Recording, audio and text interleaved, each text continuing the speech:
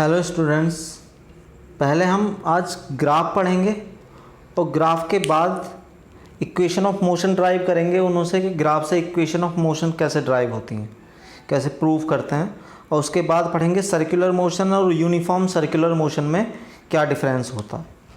तो सबसे पहले अगर हम ग्राफ की बात करें, कोई हमें अगर ग्राफ ड्रॉ करना है किसी इक्वेशन का या मोशन में, तो हमें ये पता होना चाहिए उसकी इक्वेशन क्या है। मतलब ग्राफ ड्रॉ करने के लिए हमें सबसे पहले अगर ग्राफ ड्रॉ करना है तो ग्राफ के लिए इक्वेशन पता हो। इक्वेशन, अब इक्वेशन हमने पहले से ड्राइव किए हैं, जैसे यूनिफॉर्म सर्कुलर मोशन की होती है, यूनिफॉर्म मोशन की होती है और यूनिफॉर्म एक्सेलरेटेड मोशन। तो सबसे पहले हमें ये पता होना चाहिए कि यूनिफॉर्म मोशन, उसके लिए क्या होता है कि यूनिफॉर्म मोशन के लिए v कांस्टेंट होता है। कांस्टेंट फर्स्ट, यूनिफॉर्म मोशन के लिए v कांस्टेंट होता है। एक बार मैं थोड़ा क्लियर लिख देता हूँ। फर्स्ट, यूनिफॉर्म मोशन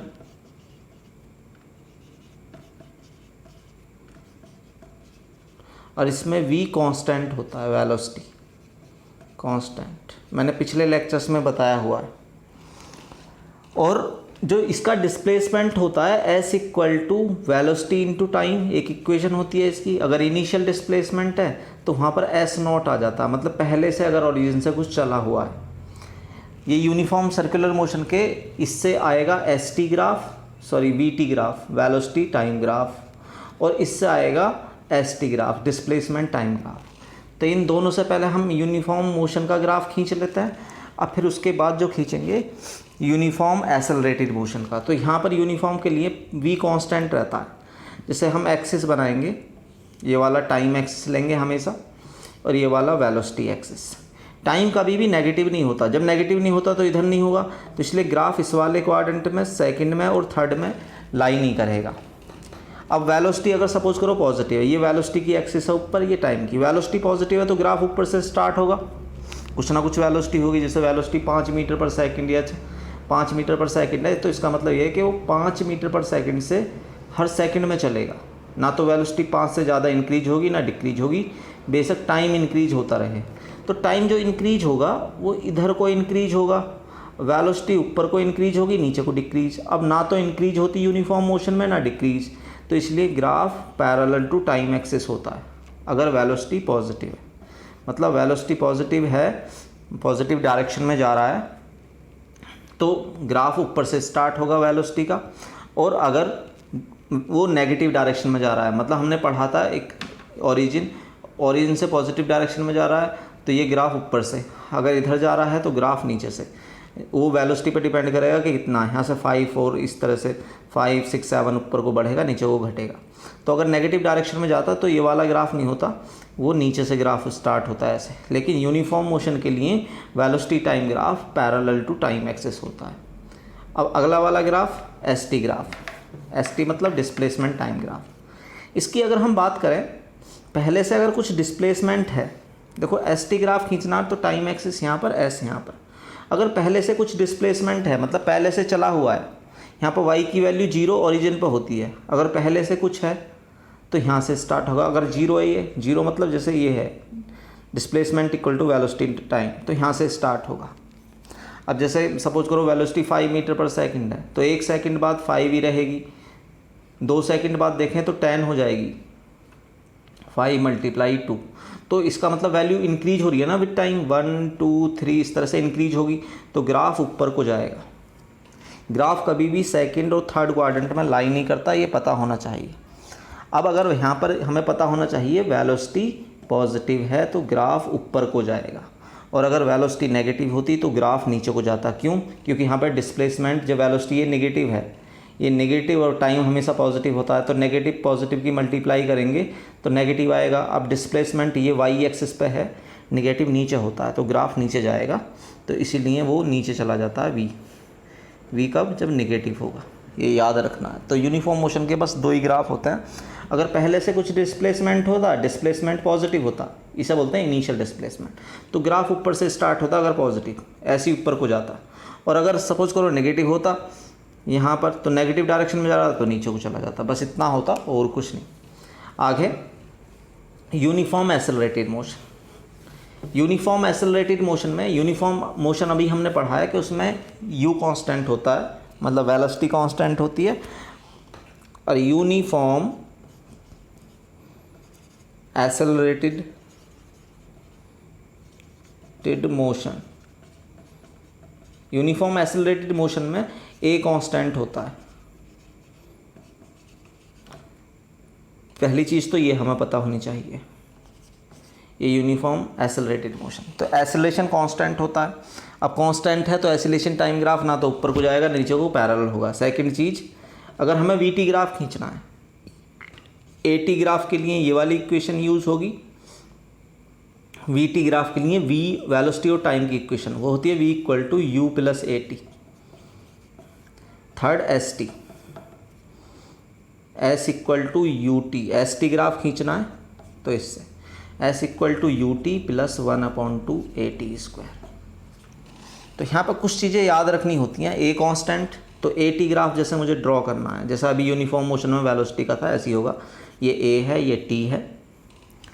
अगर ए पॉजिटिव है तो ग्राफ ऊपर, ए नेगेटिव है तो ग्राफ नीचे, बस इससे ज़्यादा कुछ नहीं होता यूनिफॉर्म के लिए। क्यों? क्योंकि कांस्टेंट है तो ना तो इंक्रीज होगा ना डिक्रीज होगा, जैसे जैसे टाइम बढ़ेगा वो ही रहेगा, तो ये इसी तरह से रहेगा। दूसरा वेलोसिटी, वेलोसिटी की हम बात कर रहे हैं, जैसे टाइम बढ़ेगा तो वेलोसिटी बढ़ेगी। अगर इनिशियल वेलोसिटी और एक्सेलरेशन सेम डायरेक्शन में है, मतलब जिधर को इनिशियल वेलोसिटी है उधर को एक्सेलरेशन, जैसे सपोज करो किसी ऑब्जेक्ट को हम ऊपर से छोड़ते हैं, नीचे को फेंक के मारते हैं, तो नीचे को फेंकते हैं तो नीचे को वेलोसिटी और नीचे को एक्सेलरेशन ड्यू टू ग्रेविटी, वो हमेशा डाउनवर्ड होता है, जी बोलते हैं जिसे। तो जब दोनों सेम डायरेक्शन में हो और मोशन ओरिजिन से स्टार्ट हो, सॉरी पहले हम वी टी ग्राफ देख लेते हैं यहाँ पर। तो अगर u इनिशियल वेलोसिटी कुछ है और पॉजिटिव डायरेक्शन में जा रहा है, तो अभी जैसे पीछे देखा था पॉजिटिव डायरेक्शन में जा रहा है तो ग्राफ ऊपर को जाएगा, एक्सेलरेशन पॉजिटिव है, जिधर को u है उधर को एक्सेलरेशन तो ऊपर को, ये यहाँ से यहाँ तक का u होगा। एक्सेलरेशन पॉजिटिव है तो वेलोसिटी बढ़ती चली जाएगी, लेकिन अगर वेलोसिटी घटती, ये वाला वेलोसिटी टाइम ग्राफ है, वेलोसिटी घटेगी तो ऊपर को नहीं जाएगा नीचे को जाएगा, तो वहाँ से नीचे को। तो याद रखना ये कब होगा, जब a पॉजिटिव है, a पॉजिटिव है तो ऊपर को जाएगा, a नेगेटिव है तो नीचे को जाएगा, बस इतना होने वाला और कुछ नहीं। दूसरा कैसे याद रखेंगे, इसमें t की मैक्सिमम पावर का कॉफिशिएंट, मैक्सिमम पावर 2 है, इसका कॉफिशिएंट देखते हैं। ये a पॉजिटिव है तो ग्राफ ऊपर को, इसमें t की मैक्सिमम पावर क्या है, a पॉजिटिव है तो ऊपर को, नहीं तो नीचे। तो किसी भी इक्वेशन में t की मैक्सिमम पावर देखेंगे, अगर उसका कॉफिशिएंट पॉजिटिव है तो ग्राफ ऊपर को जाएगा, और अगर नेगेटिव है तो ग्राफ नीचे को जाएगा। सेकंड, यहाँ पर हम देखते हैं एस टी ग्राफ। यहाँ पर अगर सपोज यही वाला होता है, जिधर को इनिशियल वेलोसिटी है उधर को ही एक्सेलरेशन, तो हमेशा डिस्प्लेसमेंट बढ़ता चला जाएगा। डिस्प्लेसमेंट बढ़ेगा तो इसका ग्राफ ऐसे होगा ऊपर को, क्योंकि डिस्प्लेसमेंट बढ़ रहा है, और टी का स्क्वायर है तो बहुत फास्ट बढ़ेगा इससे, तो इसलिए एकदम ऊपर को मुड़ जाता है। अगर सपोज यहाँ पर एक्सेलरेशन नेगेटिव होता, जब नेगेटिव होता तो नीचे को ग्राफ जाता। क्यों? क्योंकि इसकी वैल्यू नेगेटिव में आती, लेकिन उसका हमें ये पता होना चाहिए उस टाइम u और a दोनों नेगेटिव हों। अगर u और a दोनों नेगेटिव हैं तो ग्राफ नीचे को जाएगा, लेकिन अगर सपोज करो a पॉजिटिव है और ये नेगेटिव है, या यहाँ पर u नेगेटिव a पॉजिटिव, कुछ भी ले सकते हैं, तो स्टार्टिंग में क्या होगा, जब u नेगेटिव है तो वो नेगेटिव डायरेक्शन में जाएगा, तो पहले डिस्प्लेसमेंट नेगेटिव होगा। यहाँ से डिस्प्लेसमेंट पहले अगर जीरो है, टी की वैल्यू जीरो रखेंगे, एस जीरो आएगा, पहले नेगेटिव होगा, फिर उसके बाद बढ़ना स्टार्ट होगा तो ग्राफ ऐसे ऊपर को जाएगा। ज़्यादा ध्यान देने की ज़रूरत नहीं है, जितना मैंने बताया इतना ही आता है 9 तक। अगर 11th 12th या नीट वगैरह या किसी कंपटीशन आईआईटी का ग्राफ देखना है तो वो मैं आगे लेक्चर्स में बताऊँगा विद इक्वेशन प्रूफ से। तो पहले हम यहाँ पर इक्वेशन प्रूफ कर लेते हैं बाय ग्राफ्स। तो सबसे पहले हमें ये पता होना चाहिए कि जैसे वेलोसिटी टाइम ग्राफ होता है यूनिफॉर्म एक्सेलरेटेड मोशन के लिए, we T graph, velocity time. Initial velocity है तो कहीं ऊपर से स्टार्ट होगा, अब ए पॉजिटिव है तो ऊपर को जाएगा, मैंने बताया था। सपोज़ करो टी टाइम बाद कुछ टाइम हो जाता है यहाँ पर टी, ये टी टाइम है, इसके बाद उसकी वेलोसिटी वी हो जाती है, वेलोसिटी वी। तो पहले इनिशियल वेलोसिटी यू थी, फिर वेलोसिटी होगी यहाँ पर वी, ये वाली यहाँ से यहाँ तक। तो वेलोसिटी में चेंज कितने का हुआ, पहले ये थी यहाँ से यहाँ तक की यू, फिर ये टोटल वी होगी, तो चेंज हुआ यहाँ से यहाँ तक, क्योंकि पहले इतनी थी फिर इतनी होगी, तो ये वी माइनस यू हो गया यहाँ से यहाँ तक। यहाँ से ये वाला जो पॉइंट है, ये टोटल जो है ये वी है बड़ी वाली, तो चेंज जो हुआ वो वी माइनस यू हुआ यहाँ से यहाँ तक। कितने टाइम में, इस वाले टाइम में। हमें एक्सेलरेशन की डेफिनेशन पता है, a equal to change in velocity,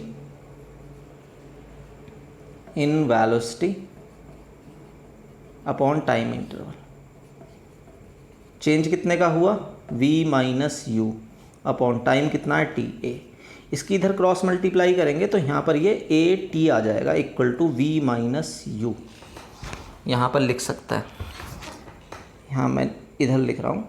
जब टी की इधर मल्टीप्लाई होगी तो ये हो जाएगा a t equal to v minus u, u इधर आएगा तो फर्स्ट इक्वेशन आ जाएगी v इक्वल टू, ये इधर आएगा तो u प्लस ए टी, तो फर्स्ट इक्वेशन आ जाती है यहाँ से v equal to u plus a T.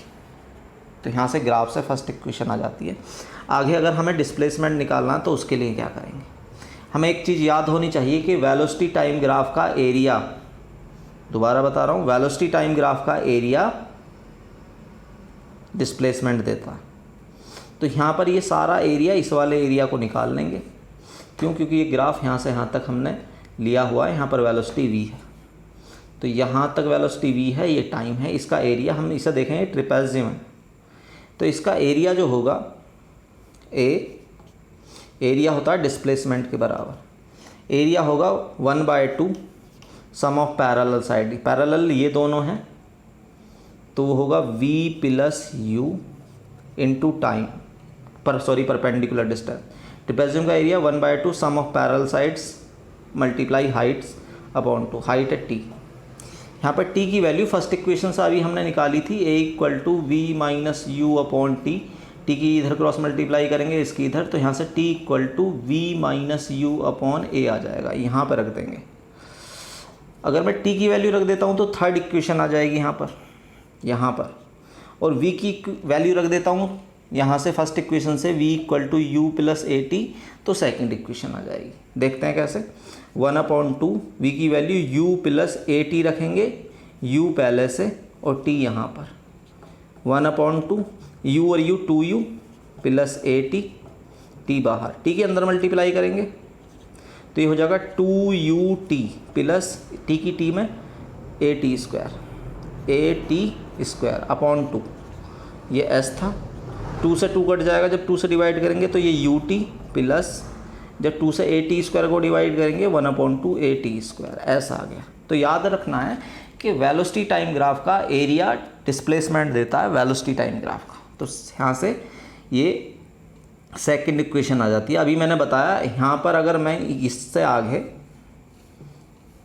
ये u था, t की वैल्यू यहाँ से ये वाली रख दूँ 1/2 v प्लस यू ऐसे ही